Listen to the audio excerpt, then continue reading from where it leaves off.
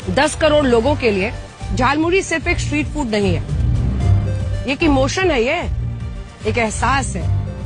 মানে মিডিয়ারা কি মানুষ না জানোয়ারও ভালো, জানোয়ারের উদাহরণ দেব না, এরা মানুষের মধ্যেই পড়ে না।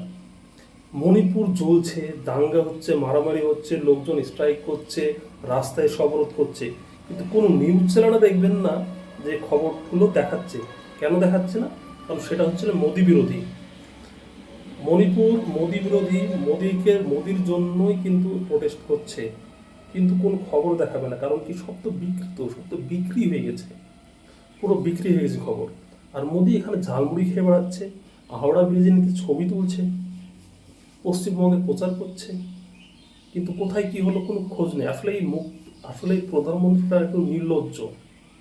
মানে যতই মানুষ প্রোটেস্ট করুক, যতই ঝামেলা করুক, মানুষ মানুষ আন্দোলন করতে করতে মরে যায়, কারণ তোয়াক্কা নেই। ইনি বিন্দাস আছেন, শুধু ভোট ভোট ভোট করা ছাড়া কিছু জানেন না। তিনি ভোট প্রচার করবেন, ছবি শ্যুট করবেন, বাইরে ট্যুরে যাবেন, এই তো কাজ। এছাড়া প্রধানমন্ত্রীর কী কাজ বলুন?